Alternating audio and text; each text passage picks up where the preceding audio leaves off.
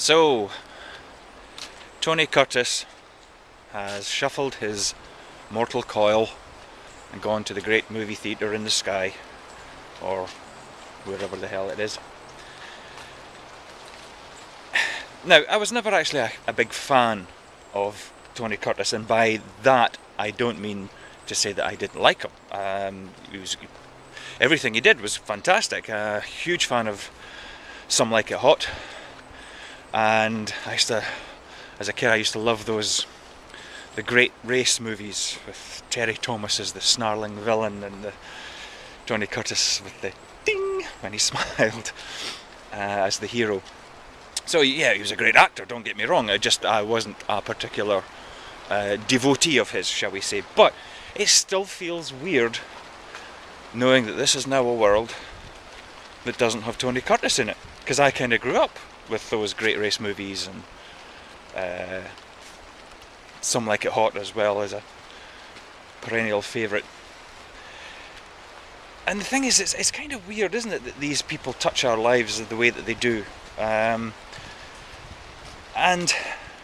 there's going to come a time when the news reports that Harrison Ford has died. Harrison Ford, he can't die. He's Indiana Jones. He defies death. That's his profession. You know, Han Solo. My God, a world without Han Solo. That just doesn't ring true. Or Al Pacino, Robert De Niro, Anthony Hopkins, Jack Nicholson. These guys are getting old, and they ain't going to last forever. But it just seems weird thinking that there could be a time when they don't walk the surface of the earth. I mean, poor old Kurt, he's going to be a mess when Mary Tyler Moore bites the dust. God, you're going to be able to measure that one on the Richter scale. And why is it?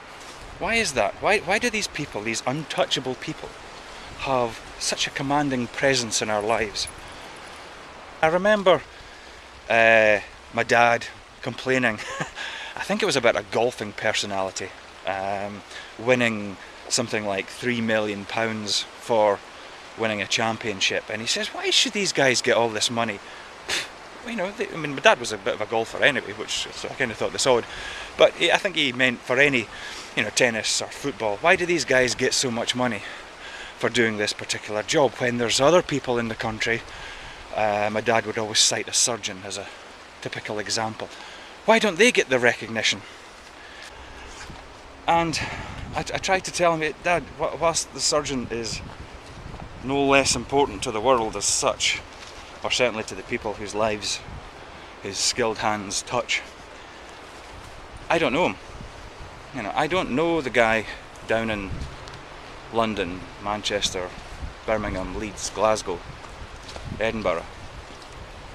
I don't even know the surgeon here in Dundee. His actions do not, as a whole, impact on my life, unless I'm the person under the knife. And, you know, please do not get me wrong. I get down on bended knee to surgeons and anybody in the medical profession, because believe me, over the past couple of years Annie and I have spent so much time in these medical facilities, first with my dad, and then after he passed away, almost immediately my mum went into hospital, and that was her from September of last year to May this year when she passed away herself. So what these people have to endure as part of their jobs, granted it's their chosen job, they're not being forced to do it, but what they do choose to do for us, you know, I could stand in front of a camera, I'm doing that now, and if somebody wanted to pay me a couple of £1 million, I would gladly put myself through hell for it. But I still couldn't do one day of what these nurses and doctors have to know.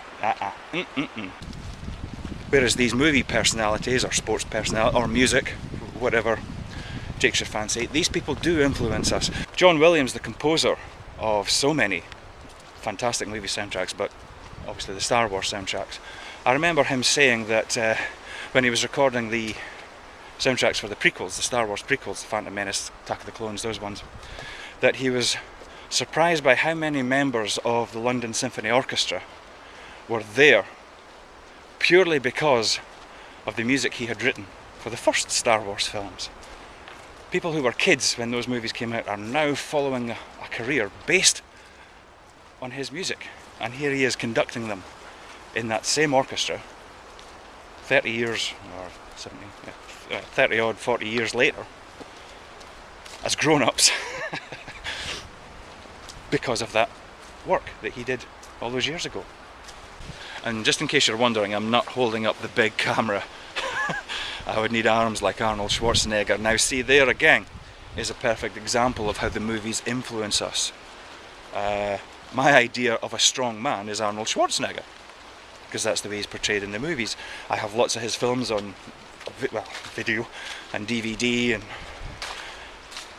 we invite these people into our homes. We don't invite the nurses, the surgeons, the doctors into our homes, but we do spend a couple of hours a night, sometimes more, with these other people.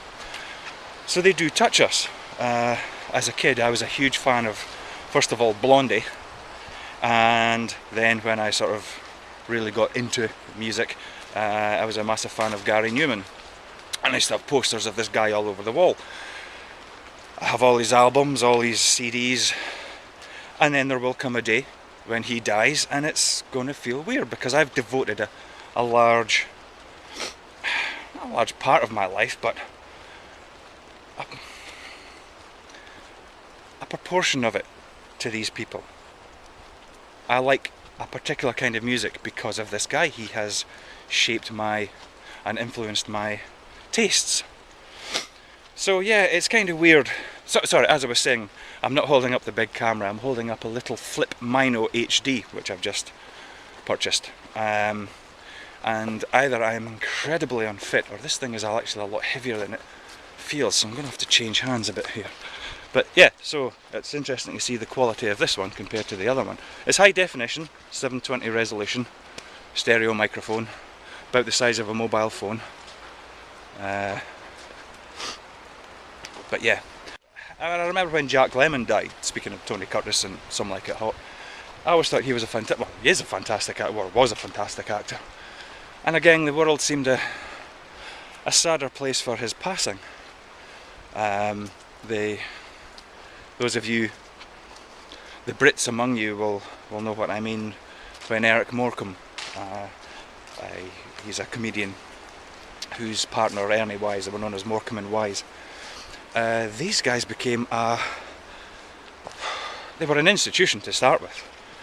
Back in the days before video recorders I should say, their Christmas special would literally stop traffic. I mean, you could look out your window on Christmas night when the Morecambe and Wise show was on. Not a soul in the street, no cars, no people. They were all at home watching the Morecambe and Wise Christmas special. They had that hold over us. And when the news reported that he had passed, I think he had a heart attack, what a sad day. And again, it just feels like there's a space left that can't be filled. That, I think, is one of the important things. You know, there'll never be another Robert De Niro. There'll be, you know, you've got your not Joe Pesci, Ray Liotta's and what's his name, Gandolfini. You've got these guys.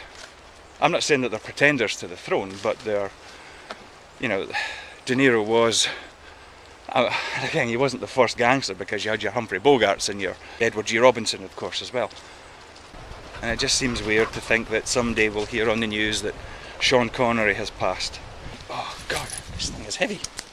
Because the same thing happened to my mum and dad, you know, and everybody's parents and grandparents. The actors and actresses that they had grown up with passed away, which,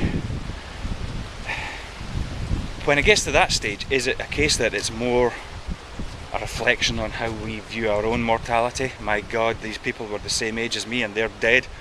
You know, it's like these little retirement communities where people get to see their friends and neighbours passing away. My mum and dad did live in a sheltered housing estate, and a week wouldn't go by without there being an ambulance at someone's door wheeling a stretcher into the back of it, either with the body completely covered or taking them to the hospital from which they would never return. So, are we saddened for their loss or our loss? That is the question. And is it selfish? I don't think so.